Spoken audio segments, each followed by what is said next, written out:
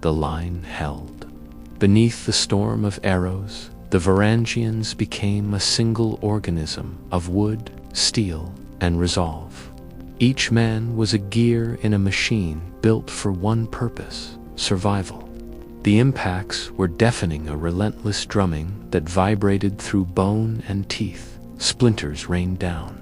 Shields grew heavy, bristling with arrows like metallic porcupines. But the line did not break.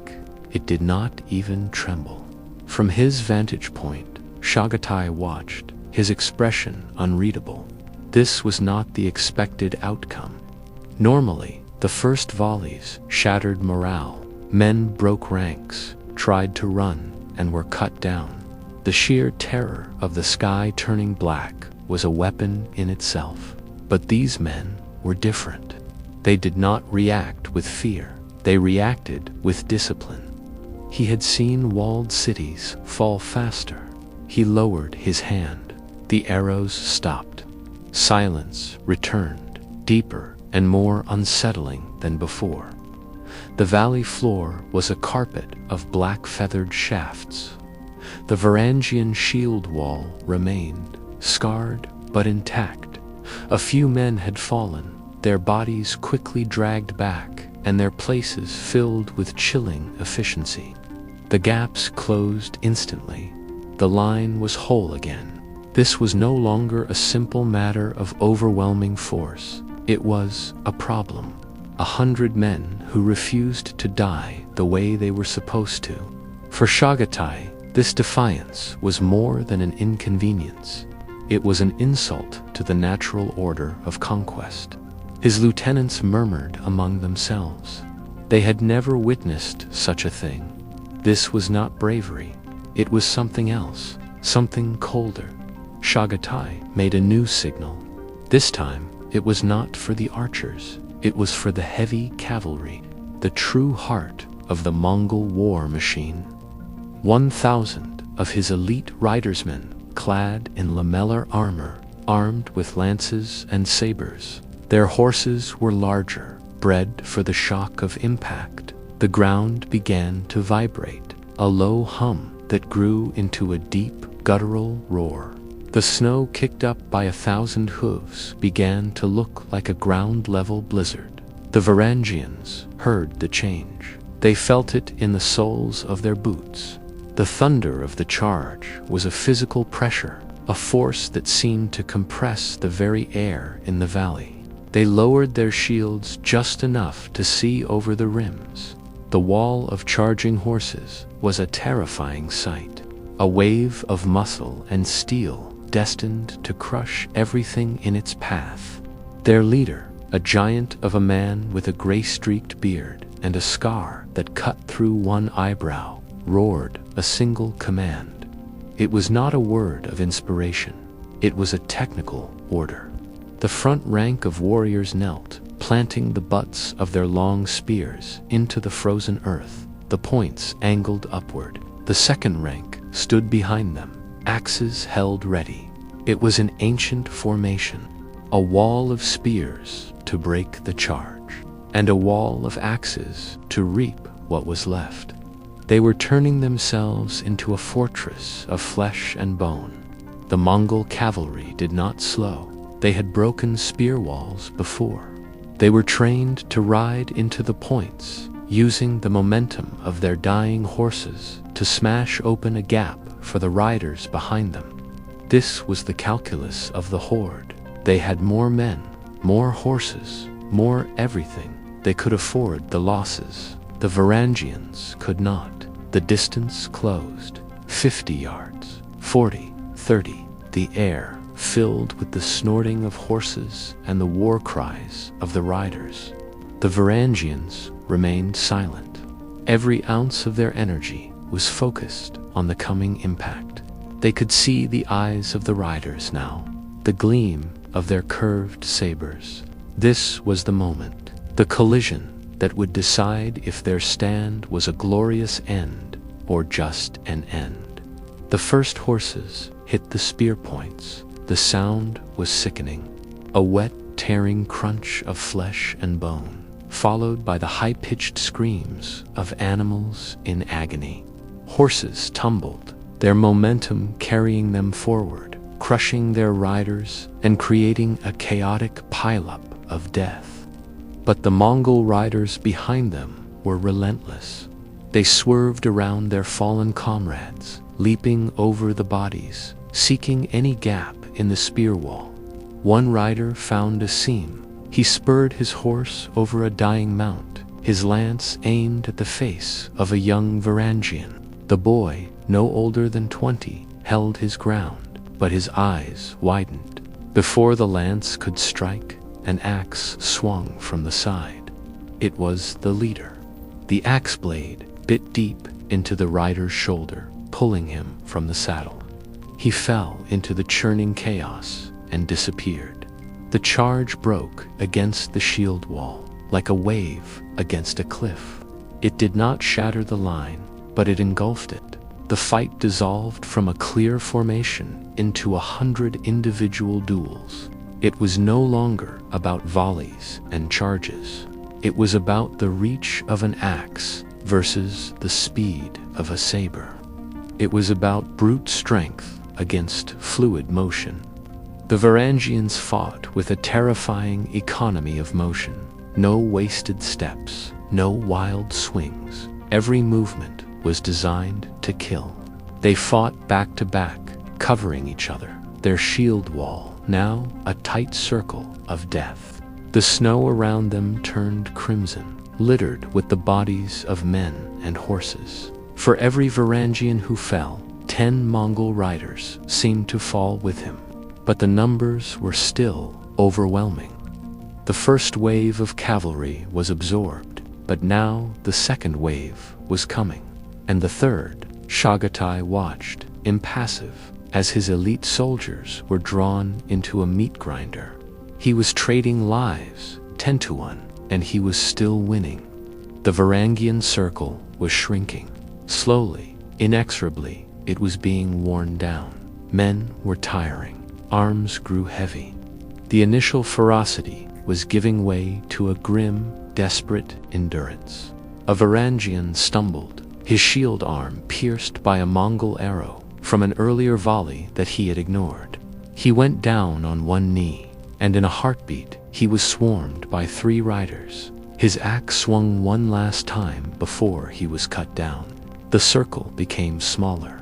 Through the maelstrom of combat, the Varangian leader's voice could be heard, not shouting, but calmly calling out positions, directing his men, his presence a focal point in the chaos. He moved through the fight like a butcher, his heavy axe rising and falling with methodical precision.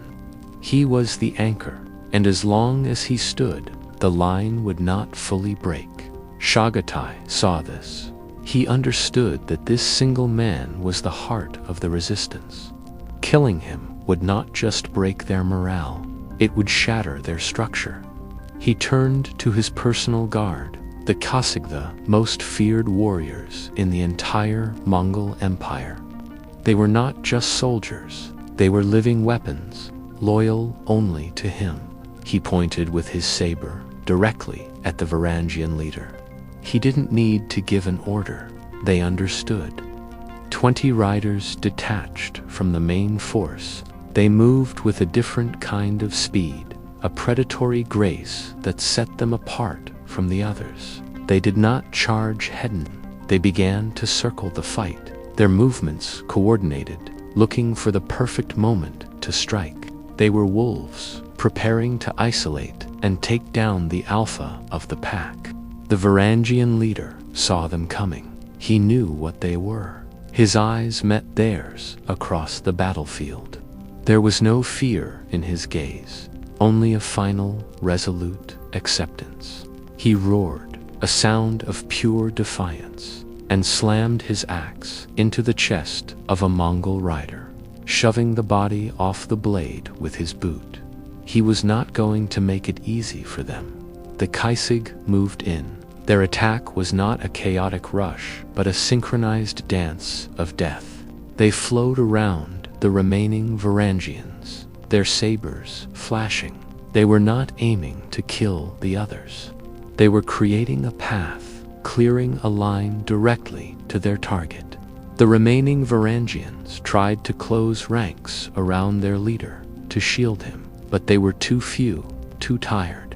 The circle was finally broken. When arrows failed to break them, Chagatai did not hesitate. He turned to deception. It had never failed him before. Mongol riders surged forward in sudden bursts, bows flashing, hooves pounding, then wheeled away just as quickly, retreating in controlled chaos, a feigned flight, an old lesson written in blood across continents. Enemies always chased, pride pulled them forward, anger loosened discipline. The open ground finished the rest. The Varangians did not move, not a step, not a shout. The riders hurled insults as they withdrew, taunts in broken tongues meant to sting, to provoke, to lure. Still nothing. The silence felt deliberate now, as if the valley itself was refusing to cooperate. Only now did the ground truly reveal itself. The valley was narrow, too narrow. Forest walls pressed in on both sides, dark and dense, swallowing any attempt to spread or encircle. The snow hid ice beneath its lick, treacherous, unforgiving. Horses bred for endless plains struggled for footing. Momentum bled away with every step. Behind the Varangians, the frozen river gleamed dull and hard. It denied retreat as completely as a stone wall. Chagatai saw it then, not all at once, but with the slow dread that comes when experience turns against you. This place had not been chosen by accident. Bjorn the Unbreakable stood among his warriors, white beard stiff with frost, axe resting easily in hands that had carried it for decades. He had seen Mongol tactics before. He had survived what most men did not. He knew how they hunted, how they pulled enemies apart, piece by piece, and he knew the one thing they could not tolerate: stillness. This valley strangled Mongol speed. It turned maneuver into congestion. Here, numbers would stack against themselves. Every fallen horse would become an obstacle. Every retreat would choke the advance behind it. The Varangians had not chosen this place to win. They had chosen it to make the cost unbearable. By mid-morning, patience gave way to fury. Chagatai chose 500 of his finest veterans, hardened by sieges and slaughter. They formed at the mouth of the valley, lances lowered, armor catching the cold light. Drums began to beat. Slow at first, then faster, the charge surged forward. Snow exploded beneath hooves as speed gathered. The valley squeezed them tighter with every stride, compressing power into a single mass. 20 heartbeats from impact, the Varangians still had not moved. Then the last possible moment, the silence shattered. A roar rose from 100 throats at once, deep, raw, violent enough to shake the air. Horses faltered, lines wavered, momentum died, but the impact came anyway. Horse and rider slammed into oak and iron. Shields groaned, but held. Lances snapped, not wildly, not in panic, measured, trained, final. The front ranks of the charge collapsed into confusion. Those behind them had no room to stop. They crashed forward into their own dead weight, the valley turning speed into chaos. The Varangians did not pursue. They did not break formation. They held. And as the survivors staggered back, the truth settled over the battlefield. The shield wall had not merely survived, it had changed the rules. Dead horses blocked the narrow ground. What had been open space became a maze of bodies and wreckage. Lighter cavalry tried, next faster, looser, arrows loosed at close range. A few Varangians fell. The wall thinned and sealed. Shields shifted inward. Boots stepped forward. The line repaired itself as if it were alive. Fire arrows followed. Flames struck wood and mail. Men burned. Their brothers pulled them back without hesitation. No pause, no mourning. The wall refused to acknowledge pain. Hour after hour, the Mongols attacked, and slowly, something began to change. Quivers grew lighter. Horses sagged with exhaustion. The sky cleared. Arrows ran out. Then the impossible happened. The Varangians stepped forward. Not a charge, not a rush, a single, synchronized step. Shields bristling with arrows moved as one. Axes rose, controlled, patient. They were fewer now, wounded, bleeding, but they were moving. And for the first time that day, it was the Mongols who gave ground.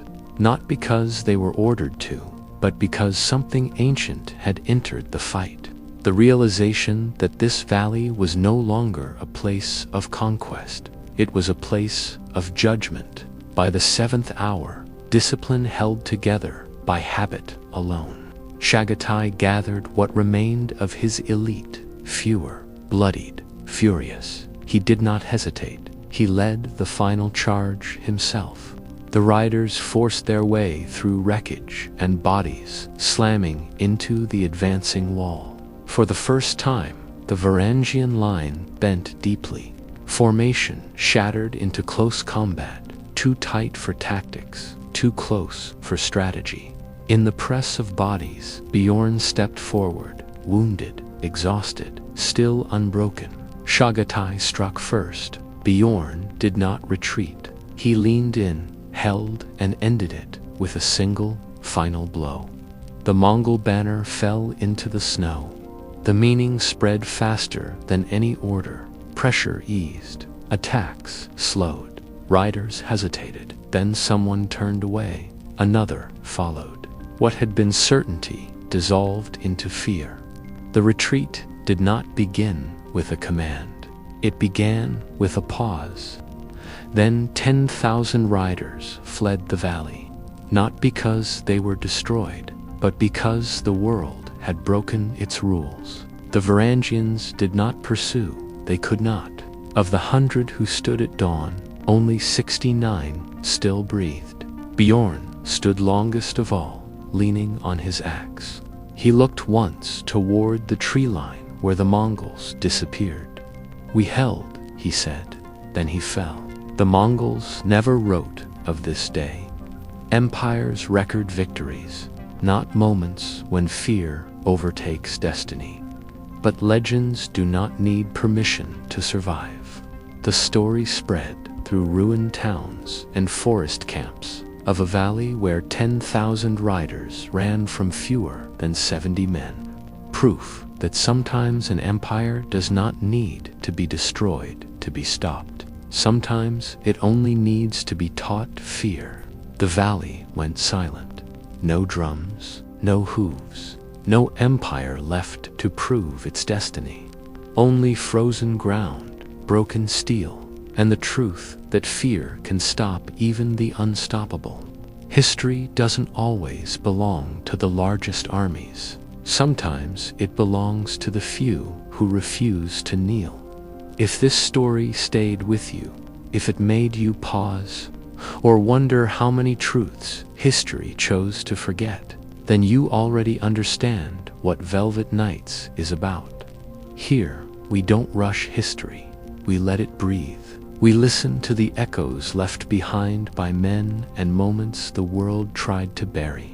If you want more stories like this, stories told slowly, systematically, with respect for silence and consequence, subscribe to Velvet Nights. Turn on notifications so you don't miss the next forgotten stand, the next broken myth, the next night where history whispers back. Because some stories don't end, they wait in the dark.